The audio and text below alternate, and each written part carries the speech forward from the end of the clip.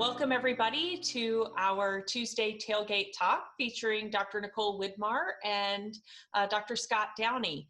We're going to start things a little bit differently today than what we have in some of our previous sessions. So if you have joined us before, we've not done this, but we thought it might be fun. Instead of giving this introduction of, why is Nicole an expert in this area and what does Scott bring to the table, we're going to turn it around and do something a little bit more fun and do two truths and a lie. And so just to get things started, I've got a poll created. The first list is for Nicole and the second list is for Scott. So hopefully everybody can see that. So two truths and a lie about Nicole. She's finished the full-length Disney marathon. She has a llama, and she's reasonably skilled at bovine AI or artificial insemination. For Scott, he owns 11,500 movies. He owns a house in Costa Rica, and he's completed the full Disney marathon.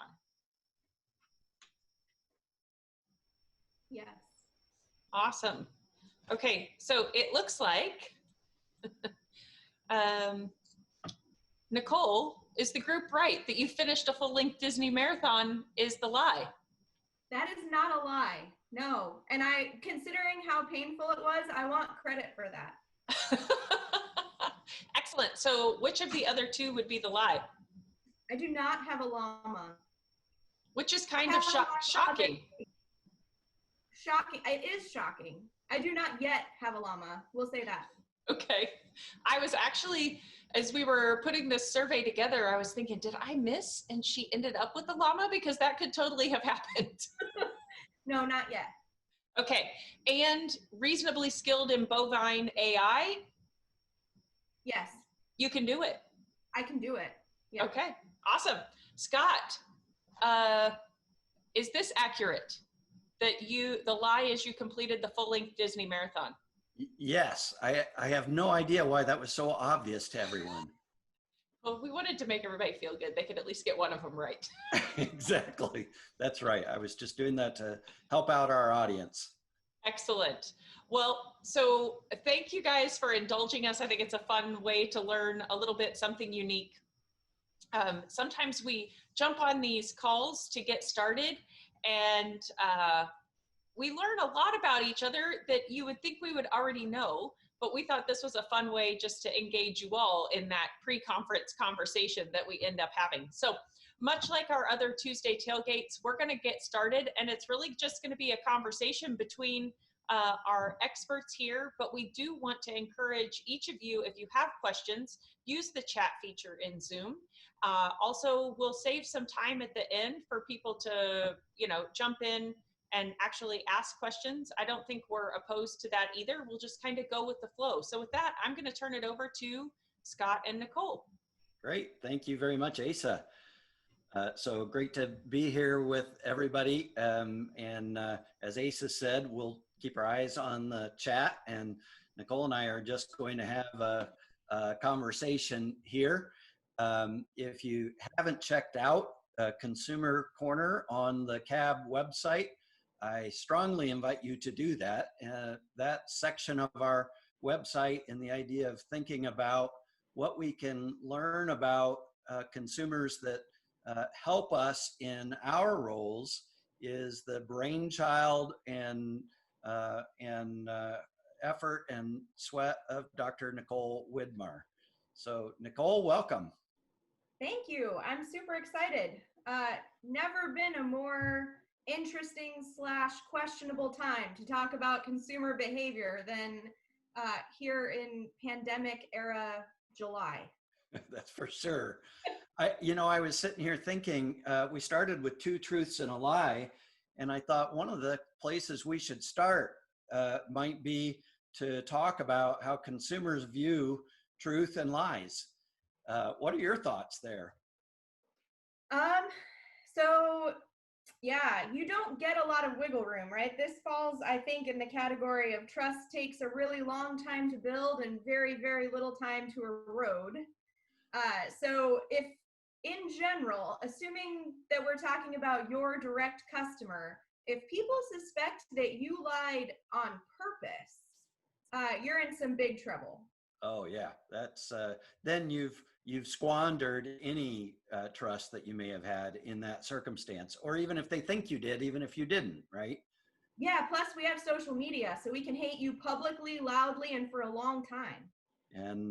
And dox you, for those who are familiar with that term. I mean, it can get pretty vicious. A lot of threats through that, and it's not always based on exactly what's true. It is about perceptions of the truth and how each of us has different thoughts in that regard. So when we're thinking about our marketing efforts, what do we have to think about with regard to the words we use and how those shape the perceptions of our messages? Yeah, so broadly speaking, marketing has many angles and interpretations, but in general, people don't really like the idea of being marketed to. And we tend to say marketing, and marketing in and of itself isn't a problem, but forcibly educating other people is not the same as marketing. And we tend to cross, I think we tend to cross that line. So we tend to say marketing, but what we really mean is keep hitting you until that you finally agree that I was right, which, believe it or not, the other person doesn't tend to enjoy. And so it becomes really interesting. And in particular, ag and food, we're really good at saying we want to please the consumer. We really care about the consumer. The consumer is right, the focus of all of this. And then we pretend we know what the consumer wants. We pretend we know what it is that they need. And then we tell them that they need it. And that doesn't always work out well. It worked for the iPhone, but I can't think of another idea. Yeah, so the idea of telling anybody what they think is probably grounds for a fight, and trying to convince somebody through the strength and loudness of my argument probably is not an effective way to communicate in particularly in one-to-one interactions.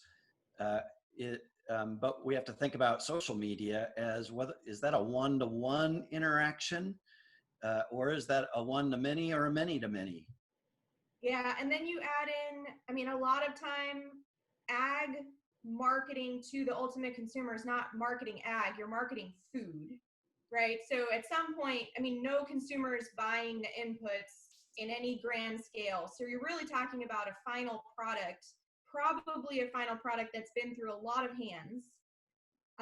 And you're ultimately talking about a product that most people learned about from their mothers and fathers, right? So food is a really innately personal thing. And so when you challenge that, it just gets ugly in a hurry. And so telling people what they do or do not like when it comes to a product that's that personal typically doesn't go well, right? And that is different than simply marketing a new attribute or a new item that's available or building awareness, right? So building awareness is different than building consensus. And I think we get confused between the two. We set out to inform people about our product, but what we really want is you to agree that our product is the right product. And those are two different things.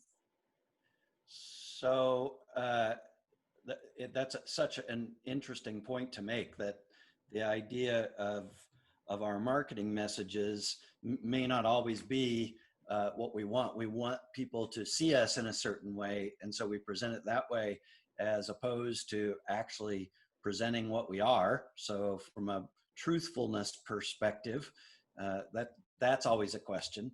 And then as we think about the ways that we communicate and describe our abilities as marketers, you know, the number of times we have the fastest, the best, the most efficacious, the products or product attributes, we're always good.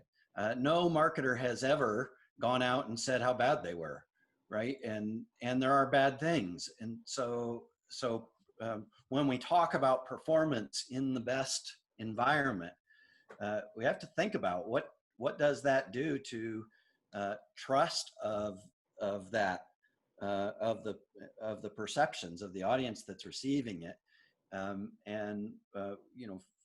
Being in the sales area, one of the things that I always think about is what happens when our marketing says how good we are and our salespeople have to deal with how we actually are. And when there's a gap between those, it's no wonder sometimes that the loyalty is more to a salesperson than it is to the product or the company that is selling it or that has manufactured it. So I think those are important things to think about. You talk about marketing at people. What does that mean? And I mean, I think I've got a pretty good sense of it, but what does that mean to you? And if we don't market at, what does it look like? Yeah. Well, this is like a whole day of a topic. So spend most of my time in animal ag related industries. And so meat, protein, basically your proteins, perishable proteins. In that space, there's a lot. So we have 90+% market penetration in most of the meat products in the US, which by anybody else's standard for market penetration would be amazing, right? If you said that 90% of households consume your product. We spend a lot of time in animal ag talking about the percentage of people who are adamantly opposed to the product, right? And we craft messaging around this idea that like meat is good, meat is a sustainable protein source. And these are all true statements. But I start to wonder, who are you marketing at, right? You're not marketing an attribute to your customer. I'm not saying people who like to consume beef, listen, I have this new beef product that you're gonna love. No, you're trying to convince people who've told you that they don't want to consume beef that they should, right? And so I feel like there's where I'm typically talking about you cross the line into you're talking at me. I've already told you I'm not interested in your product. I don't need to be convinced why your product is actually acceptable, right? And that is very different, at least as I'm typically talking about it, than framing attributes that I might want to buy and explaining why they're helpful. Yeah, it's almost like if you have to explain, then you probably have already lost the battle because people don't like to be convinced of anything. And in fact, so, one of the things we know about the way decision-making takes place in consumers is that there's two different paths, right? There's the high-end processing, thoughtful kind of thinking, evaluation, weighing arguments against the other. And then there is the unconscious or subconscious approach, which is driven more by cues and the habits that we've formed. When somebody's really passionate about something, they love to hear what those arguments are. But when they're not, it's actually the cues that trigger them to make a decision more than the facts. People are rarely persuaded by facts if they already have an entrenched view. And in fact, often we'd like it to be that when people think about something hard, that they actually weigh the pros and cons. But even that is so fraught with bias that often what people do, I think, and you can tell me if you've discovered this in some of your work, is look for the confirmation of what they already thought, and they kind of tend to ignore some of the counterpoints. And so there's a lot to be said probably about triggering the cues which appeal to fundamentally who somebody is and what's important to them, as opposed to trying to argue them out of a thought pattern. Yeah, I find very similar, right? It's also a matter of, in general, if we're talking about specific food items, they're relatively low dollar to a household's budget as an individual item. And none of us has the capacity to be spending huge amounts of emotional effort on an 80-cent decision, right? My favorite example is baby food, right? So you send a new dad to the I know this from experience. You send a new dad to the supermarket to buy baby food, and a 10-cent difference, we know nothing about why. You either buy both or you buy the more expensive one and you get out of there, right? You haven't slept in 5 days, you have no idea what's going on, and you brought it home. That is undeniably a terrible situation to be trying to educate about the processing, packaging, whatever you want to talk about. It's just not relevant in that moment. So the other piece is that on a individual product basis, getting people to invest in the conversation is not always easy. And actually forcing them to invest in that conversation can sometimes be troubling, right? We had a piece about consumers under duress are not typically looking for an in-depth conversation about production practices, right? It's just not the time or place. You're not into it. It's kind of like when people call you at home to ask you questions about your political beliefs. Not really the time for it at 6:30 p.m. in the middle of dinner. And so some of it is also the when, the how. Is this really relevant to the consumer's question? And probably the bigger piece, my number one pet peeve is, was any of this framed on actual consumer data or what you decided you thought the consumer said, right? So 10 years of collecting data about meat, perceptions of meat, and I'm still amazed at now granted, they're very vocal, but it is a reasonably small percentage of consumers who want to really fight against an animal ag industry. It's very small. We spend an inordinate amount of time in animal ag talking about that segment. And every time I do a survey and see that it's a very small segment, I keep wondering, like, okay, if it's 7 or 8 or even up to 10%, I'm still confused. We talk about it as if it's a very large group. It raises a great point. We've got a question here, Nicole, for you. The beef industry's slogan, beef, it's what's for dinner. Effective, ineffective? What are your thoughts? This is a good one. So I think most of the work done about the campaign for beef, it's what for dinner, showed a pretty positive response at the time that it was launched. So I think it was well timed. It's reasonably well positioned in the sense, for my opinion, in the sense that it's not challenging anything about anything else, right? It's not saying beef, it's better than chicken, right? So if you really wanted to have a fight, there's other ways to get into that fight. I don't remember the exact year when this campaign came out, but it was still when we had network television as a norm. And so it was pretty well-timed, widely publicized, and I think it worked well to unite basically a red meat industry. Consumers aren't that educated about different types of red meat. So I would say the beef campaign probably benefited red meat in general. I don't know how much it has stuck around in the consumer's mind now, in particular, since most of us don't actually watch commercials anymore. And I know this was also a print ad, but it was very effective based on the marketing literature as a commercial, and also because you played the commercial at the right time of day. And basically, most consumers now pay to avoid you being able to do that to them. So people either stream on Netflix or pay to avoid ads. So I think it was quite effective. It was well timed for when it came together. It's not that easy to market a commodity. This is also a campaign that came out before branded beef was as big as it is now. It's kind of fractured since then. So you see a lot more branded beef product, whereas this was a commodity-led campaign that was beef as a whole. So actually, I think it was quite effective. I think that it would take a different kind of campaign if you were going to launch it now.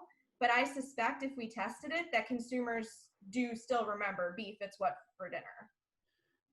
I suspect it's been replaced by Arby's, we have the meat is probably what has replaced the beef. It's what's for dinner, which is, I think, to your point.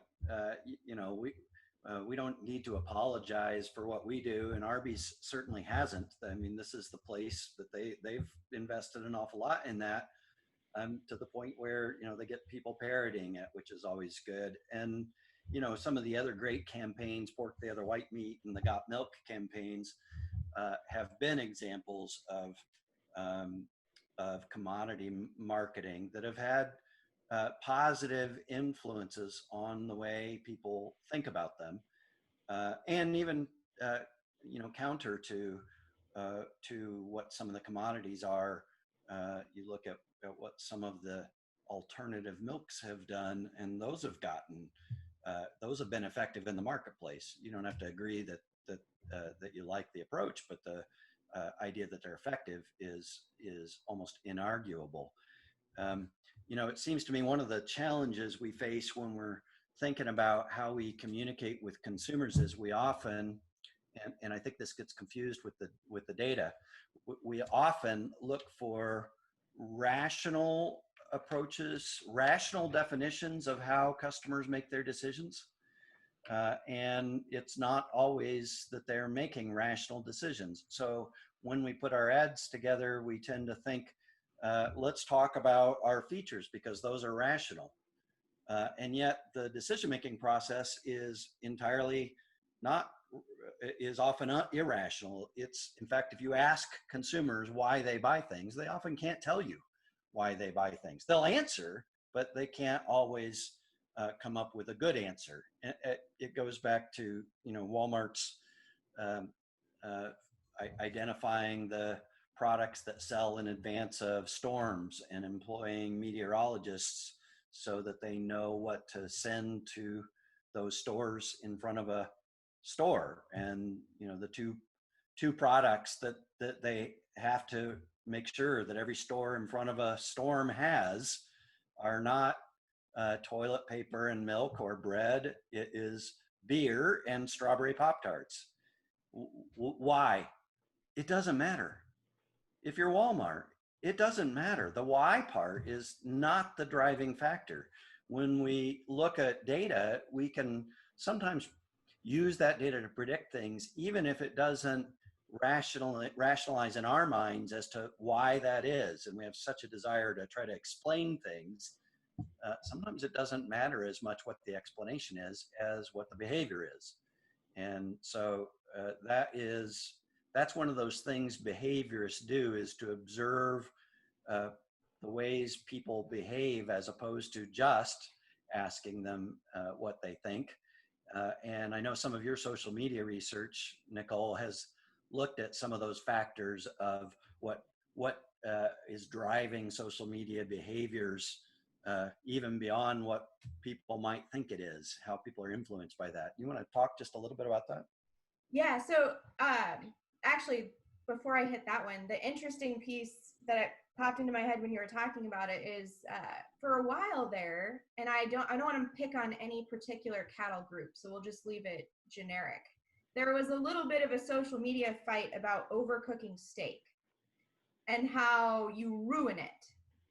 And I have no dog in this fight about how you cook your steak, but the economist in me did say to myself, why do you care? Right? So if you want to make the argument that you care because they're going to overcook it or poorly cook it and then not like beef, okay, valid argument, right? We don't want to see you take a product and then not like that product. But if the person is totally happy destroying or overcooking a piece of and eating it and then repurchasing it, what is it to you, right? They've still purchased it. Now, what you don't want to do is offend that person and tell them that they're doing it wrong. So I think there's always an interesting piece in there. We also had a follow-up in the chat, which I wondered if this was coming, and then we'll go back to social media. The question is, so if I am Memphis Meat and developing meat from a culture, how should I advertise? So this is interesting. So I haven't 100% kept up on the technology, although I was reasonably well read in up to a few months ago. Oh my goodness. And then you want to do corn syrup and beer. Okay. Corn syrup and beer, yeah. Actually, we have a good one for that. But so if you're going to try to advertise man-grown beef, however you want to call it, the seed stock of that product, and you can correct me in chat, or I don't know if you can unmute yourself and correct me verbally, is fundamentally an animal product, correct? I have to start. Cells, I have to start somewhere. Unless we have found a way around that piece, we're not really animal free from the entire system. So part of the skeptic in me thinks that you're always going to have that in the background in terms of you got to be a little careful in how this gets completely marketed, because you are ultimately related / reliant on an animal starting point. Beyond that, to be honest, I mean, you have several competing problems, right? So you're going to need the laboratory space, and you need controlled climate space large enough to produce this at mass. That's going to have environmental consequences more so than cattle that are outside. There is a nostalgic, pretty piece. Beef cattle, they have a very positive outlook relative to other animals, and I've measured it time and time and time again. And beef cattle have lots of positives. They have babies that get to stay with them. They get to live on grass. They get to live outside. They're very seldom seen in unpleasant situations, except for slaughter, and you don't go there anyway. So beef is hard to compete against. It also, partially because of good marketing and partially because of its product type, has cultivated a very luxury type feel, right? You don't go to $100 a plate upscale chicken restaurants. You just don't. But you do see that marketing around steakhouses. It has a business culture to it. To be honest, how do you market that? What size will a cultured meat or meat product, I don't know what to call it. What size of market will that ultimately occupy? I don't know. I suspect unless it is significantly cheaper than the competing product, that we're talking about more of a complementary offering for a segment of the population than we are really talking about competing head on with beef. But I'm speculating. It's also easy to start thinking about how do you, first off, the same point you said about those who don't like meat at all. It's a small market that cares about this today, unless there's some taste or price preference for it. It's hard to think that lab grown, which is obviously the way the beef industry would talk about it, because anything grown in a lab can't be good. Lab grown meats are maybe not as palatable as naturally grown meats, and obviously that word has its own panache that gets consumers excited. So it's not one of those things that's probably a big deal. If I am Memphis Meat, thinking about how I advertise, obviously right now I think there's a novelty message that probably benefits me, and I want people to try my product. That's the first thing, and then that also allows me an opportunity to continue to improve it and find usages, find storage, packaging differences to differentiate it.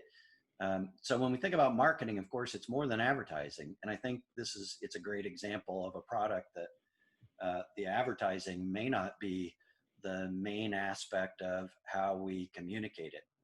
It also even had an exclusivity benefit for a while.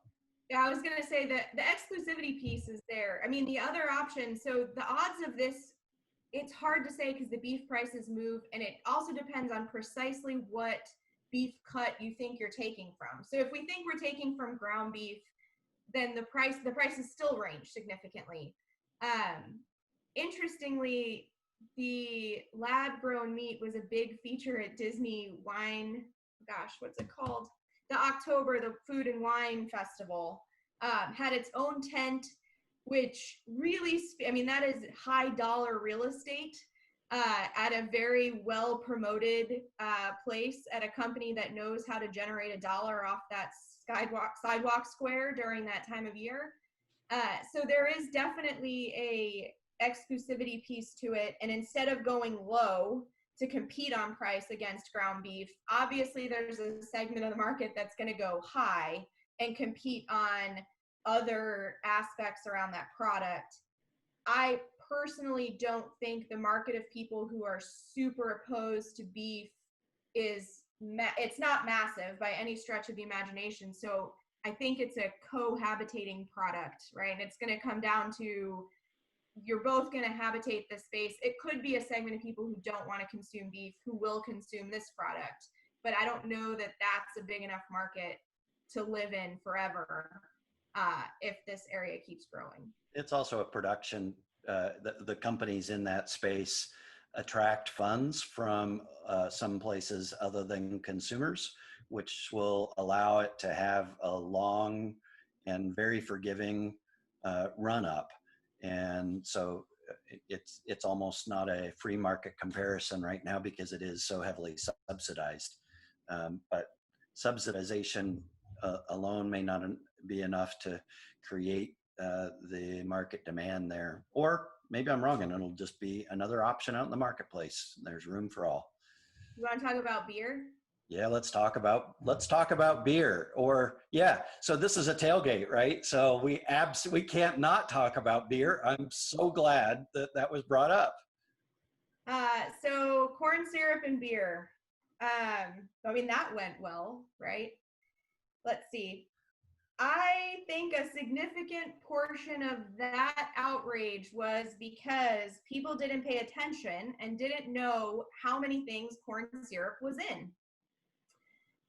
And then that got a wave going, and nothing makes you angrier than having been in love with a product that you now find out has an aspect to it that's had all along, and by the way, was right there for you to see, and you just didn't know.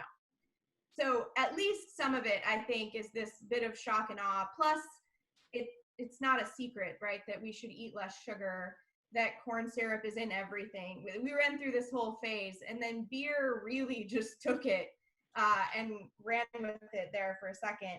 We've done some studies, and Aaron Staples graduated with his master's degree from us last year. He's at Michigan State now. He actually has a paper looking at if people avoid corn syrup and beer. We collected the data right in the middle of all of this. And there's a segment who do. Although, if we're being honest, I don't know how many people are health food shopping their beer at the time that they're looking for it. So for sure, I think corn syrup has been a conversation. The timing was such that the beer conversation became a big one. But I think it's part of the broader conversation about diets, sugar consumption, corn syrup, and the fact that a lot of people, I think, did not realize how much sugar is in a lot of the things that we eat. And this just hit it at exactly the right time. Do you have I think there's that piece, but I also think that there's a piece that is not so much based on my surprise that there's corn syrup in my beer, but on the fact that I was insulted based on my brand preference, meaning don't go drink that nasty stuff that has corn syrup. But it wasn't just about the corn syrup. It was about a particular brand that has a strong loyalty and following. And that idea of not insulting your customer base is a pretty important lesson. We can argue the nutrition all day long. That's the rational argument. But the irrational is, don't mess with my beer choice. Don't talk about, right? Yep. And so I think there's that piece of it too, which probably confounds that some of that discussion. Well, yeah, you probably didn't pick your beer based on nutritional qualities before. Doubt you're picking them based on nutritional qualities now. But basically, I mean, some aspect of that as well. It was well timed. We were ready to have a good corn syrup fight. So it was well timed, but really that was one brand poking another brand in the eye on purpose. And we all knew it, and yeah, so there's a comment on here about insulting a Dodge to a Dodge owner. Yeah, precisely, right? If you make fun of green paint while the guy's in the tractor, you know what you're doing. Yeah. That wasn't an accident. So. So Alan added the idea that if you're combining corn and you hear that ad, you might have a response as well. So Yeah, I mean, so you got to give them some credit, because we all talked about it a lot. And still are, obviously. And still are, and it generated a lot of data. So if the purpose was word of mouth and to get out there, then that worked. I don't know how many people you insulted in the meantime, or maybe if you like beer enough, it doesn't matter. You got over your insult. But it is an interesting point. It's not the only product where people have decided to start war just for the sake of a war spectacle. Yeah, and next you're going to tell me there's corn syrup and bread and cereal. I mean, where does it stop? We don't want you to be upset. It's fine. You can have the bread. I want to change gears here just a little bit, because sometimes I think when we try to study these things in industry, it's sometimes hard to tease out differences between how we want to be seen in the marketplace and how we are seen in the marketplace. Could you talk just a little bit about from your perspective, how do we get over that? Because it's kind of a major issue. My daughter does market research for some really big companies, and there are companies who compete with Apple who, senior executives often will dismiss market research that doesn't support what they believe to be true in their minds. So how do you deal with that? Yeah, so this is an interesting one. This is one of my favorite topics, right? What's the point? So I think if you really don't want to know, then you probably shouldn't bother to ask. Quite frankly, I don't know why you're paying for these things if you really don't want to know, right? It's not about what you wish you were, it's about what you are. So if you don't want to know what you are, then I think we can just be done, right? The conversation can be over there. And plenty of businesses and people exist their entire existence in that joy of not knowing. Sometimes it works fine. Sometimes it doesn't. But I think if you're actually going out to look at the data, then we have to acknowledge that you might not know what you are really viewed as. And there's the interesting part, at least from my perspective on the outside, always being the one collecting the data, right, at the university level and then trying to bring it, is some people do want that data and do want to know and want to craft something in response to it. And other people do want to spend a lot of effort to explain to you what is wrong with you. And that is fine, right? And it's not a requirement that you take and use this. But the most dangerous case is when you refuse to believe it and or craft decisions around what you've decided is true, right? So I kind of look at this as, if you don't have any data and you don't know and you're just going to do the best that you can, option A, okay, lots of people do it. Option B, you're going to see the data and do nothing with it because you don't like it, also okay. Option C, I'm going to pay people to give me data that I like, to me is the most wasteful version. And it happens a lot, where people will ask for surveys that prove something as opposed to ask for data that answers a question. Well, we always, when we get data, we have to ground truth it. And if it doesn't match with what our observations are, it's easier to dismiss the data than to dismiss our observations. And so I think there's some human nature around that. Yes. Yep. So this is where, if Alan's still here, this is where Alan and I have talked about this in strategic decisions for years. If you are not going to do anything with this, and or you cannot change your mind or react in response to what you find out, then we probably don't need to be doing this, right? If that is legitimately the answer, if you told me that you invented product X is going to market no matter what happens, and I said, Scott, do you want me to collect data on product X? And you said yes. And I said, what if my data says you're wrong? And you said, it doesn't matter, I'm going to market anyway. Then you should save your money, not collect the data, and go to market. I think that's a really important point from the perspective of, I think, some organizations. We collect data that says our point because we're trying to convince somebody else in our own organizations that our perspective was correct. And there's a lot of misuse of data, I think, used towards that end to try to convince ourselves or others that we're right. Sometimes in small companies, that's convincing investors. In big companies, it's sometimes convincing, sucking up, being sycophants to the boss to say, yep, boss, see, you're right. I got the data that shows you're right. You proved us all wrong. Promote me. And so that happens as well. So there's a lot of reasons people buy data, but the ROI for that data is when we go into it with the perspective that we don't know necessarily the answer, or sometimes even try to prove that what we think is wrong, which is the basis of all science. So when we do those things and are open to the responses, then I think that's where we have real opportunities. What do we do when scientific data conflicts with people's opinions, like wearing masks? How does that work?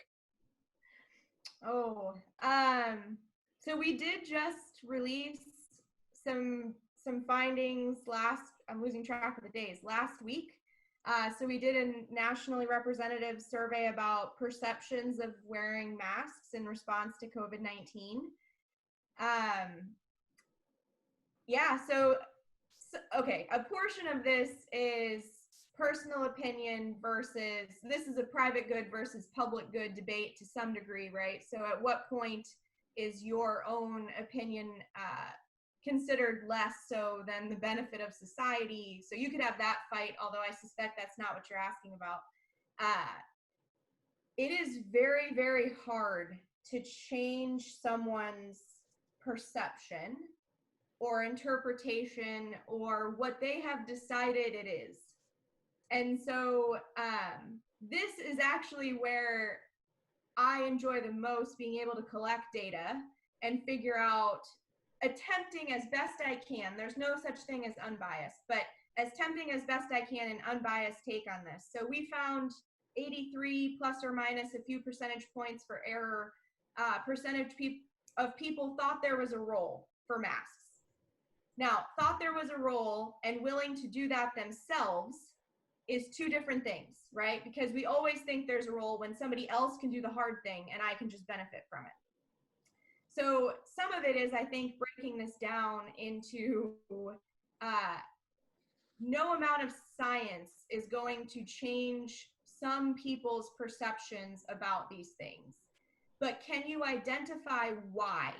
Like, what is related to that perception? So without spending too much time on it, my pet peeve right now is how quick media is to tie mask wearing to political party affiliation or to gender.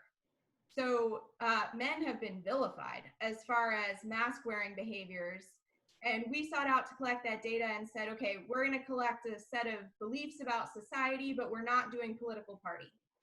So we did things like universal health care. We did things like gun ownership and rights. Are they granted to you in the US Constitution? What's your interpretation of that?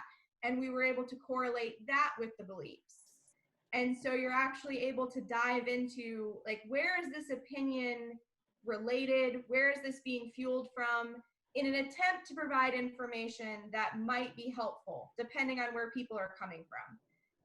But that, I consider that marketing of science to certain demographics based on their starting point, more so than thinking I'm going to convince you because it's scientific data. Yeah. So I have a colleague that I've written with that works as he's a PhD trainer of therapists. And he said the way that we change behavior is to join with an argument, not against. And so you can't explain away somebody else's opinion. They will not change based on persuasive evidence. It has to start from where are we, what do we share in our values? What do we share in our beliefs? And from that, then we can begin to launch a conversation to change views. There's no amount of science, politics, or persuasion that's going to shift somebody on its own. That's very rare. Generally, what we have to do is to connect with them on their views. Yeah, so to Marshall's point, the science is there, right? If we were all in a bubble, we would know how to proceed. What we've learned, at least from this, we're still crunching data right now, but what we've learned is there are some people who are opposed, who have some beliefs that are not necessarily lined up scientifically, but believe them to be correct. And so you start to find the spaces where, can I help you with this piece? That doesn't mean you're going to agree. It does. You may never change your stance on the ultimate question, but can you be a bit more precise than political party is not helpful? Saying that men don't do this is not helpful. We didn't find much evidence of gender. We found much more evidence in beliefs about healthcare provision, and we know that men and women experience healthcare differently in the US. So I think there are ways to have a constructive conversation about the science, but you need a different goal than changing someone's perception. It's easy to think about this around big issues like vaccinations and RBST and mask wearing. But the same things often hold true with other types of opinions in a business environment where we want to be able to talk about even product attributes and what works best where. The processes, the mental dynamics are the same. It's just some are really glaring and it's easy to point across at somebody and say how stupid they are. But when it comes to a business case where our livelihood depends on effective communication, some of these trends, some of these techniques have to be really useful. And in a person-to-person dynamic, it's really different than in the objective and anonymous setting that we see in an online environment. So, which is part of the reason we have salespeople, not just marketers. We use both because both play different roles. So Steve had a comment on here, perception tends to be reality. So perception is reality, right? As long as you're the one holding the dollar, you get to be right in that situation. It's simply how it is. And I 100% agree with Steve on here, right? So whether you like it or not, whether you think it's true or not, that doesn't mean you always have to cave. Interestingly, we've lost this publicly, in my opinion, but consensus is not required for progress. So we do not all have to have consensus to move forward.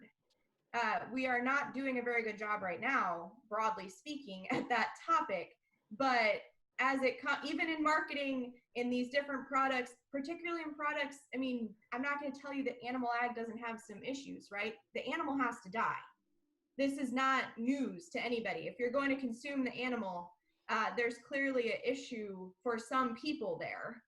And to me, this is, again, that same conversation of, I'm never going to fix the fatal flaw for you, right? If you don't think that we should ever slaughter an animal, we have a problem with meat. If you don't think that we should ever vaccinate a child, we are at an impasse. We have a fatal flaw with this conversation. But I don't think that means that you can have no progress. I do think that you can have progress without consensus. Well, and not agreeing in one area doesn't mean that we disagree in all areas. And generalization, one bad apple doesn't mean the whole bunch is bad.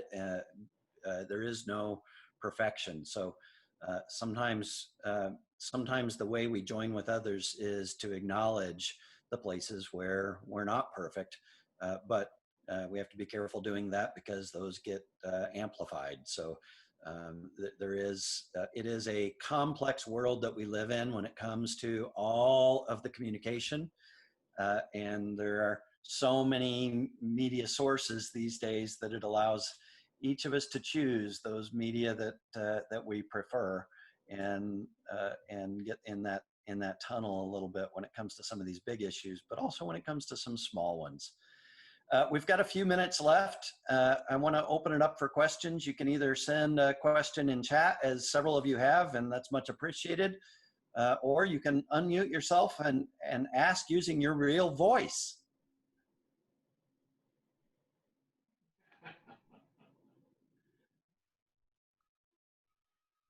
Ms. Nicole, can you comment on the best way to bring back lost business? Is it easier to rescue or go for new? And we'll come back to Del there in just a second.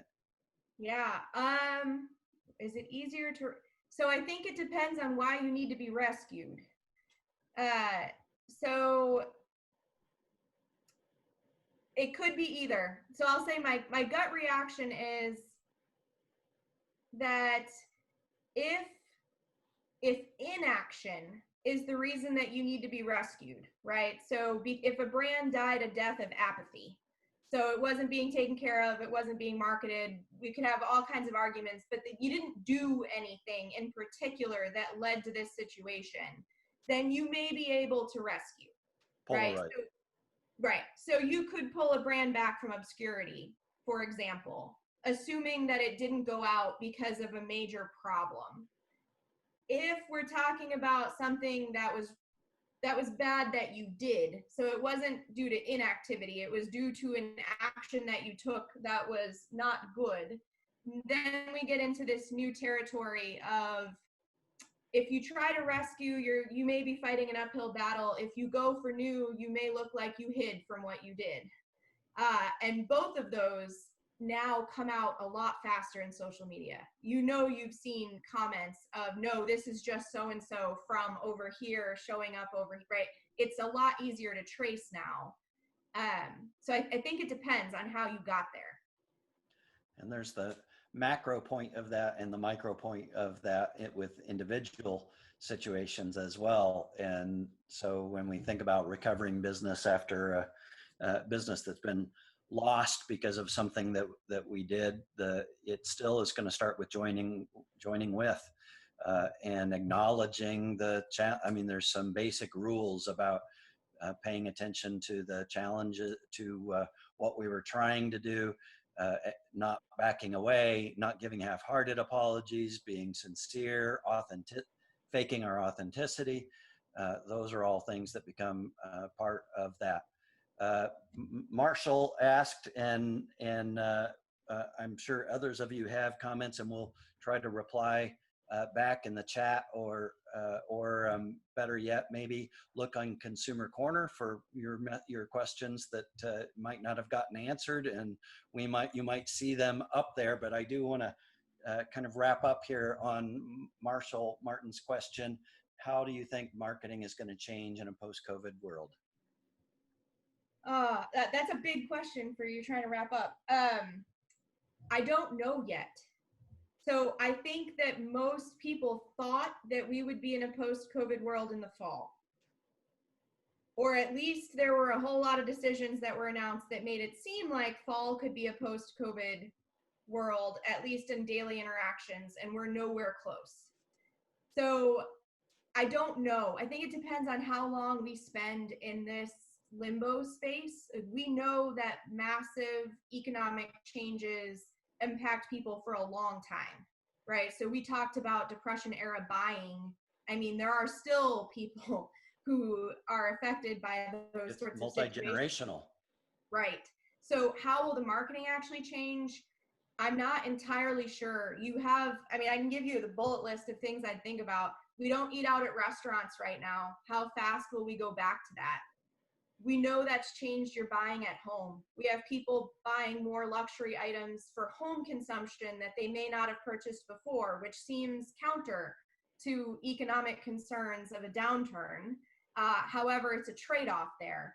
You're going to see travel dollars that would have been spent on travel away from home that are being turned into at-home experiences.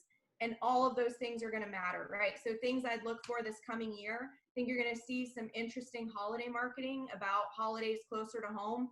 I would suspect that live Christmas trees will do very well this year. Live Christmas trees do well when consumers do not travel. You can't leave your live Christmas tree at home for 2 weeks and expect it to still be there in one piece when you come back. So I think I don't know yet, but you will see some changes, I think, broader than the food and ag we tend to talk about, because households are rearranging entire spending categories. Yes. So the answer to how might marketing change post-COVID, the answer is yes, it will change. How? I think that authenticity is an issue. As Nicole said, it depends. I've been hearing in the last weeks several companies saying we don't expect to bring people back until end of first quarter or end of second quarter of next year. That's a long time. So a year without normalcy, without doubt, will change consumption. How will people receive messages? There's an awful lot of, there's not very many commercials watched, and if there's no sports, there'll be even fewer. So how will people consume messages? Where will those messages come from? What are the clusters of people? So those referral groups, those reference groups that we get information from become kind of nuclearized. They're tighter and smaller knit in this environment. And so there's more influence from that. So hard to be able to say. A lot of factors that will shift as a result of this.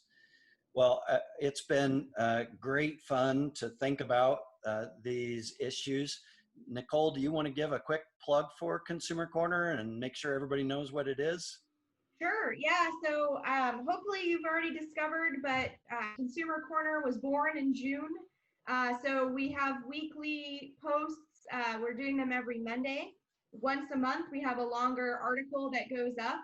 This coming Monday, we're actually doing a Battle of the Petes. So Purdue Pete versus Pistol Pete at Oklahoma State in terms of perceptions of COVID impacts on households in those two competing university regions. I don't want to give it all away, but Purdue does seem to have a region that's a bit more agreeable in terms of public health, but it's okay. No judgment for Oklahoma State. So we are, there's the link that I see Andrew just posted for everybody. I am more than happy to take feedback, disagreement. If you decide that you need to write the letter that disagrees with the letter I just posted, I would love to get that from you. And so we look forward to continuing to share a lot of the consumer data that we're collecting and getting some insights out there for people to respond to. So That's happy fantastic. to hear from you on that. Thank you very much. Asa, what's coming up? Yeah, so it looks like our next big event is our micro course on financial implications for your business next week. I think there's still room for that session. And then stay tuned. We're continuing to work on what's coming next for our Tuesday Tailgate Talks, working with some new ideas, and always, I think the new thing we're going to do is start with the 2 truths and a lie for sure. But I would encourage everybody, as we've said multiple times, keep up with Consumer Corner. Nicole is putting out a lot of new information on a weekly basis. So probably one of the freshest pages on our website. I would highly encourage you to follow that. Also, we're putting all of those things out on LinkedIn as well. If you forget to go to the website, make sure you're keeping up with the center on LinkedIn. And then, continuing to work on all online programs that we're going to be offering. Nicole kind of said it best. We're not where we thought we were going to be, and it's likely not to change anytime soon. So we're continuing to work on ways to bring value to our customers and audience in just a different way. So hopefully you guys have enjoyed everything that we've done today. It's been a robust discussion. I really enjoyed watching the chat, and we'll be reaching out with what's coming next.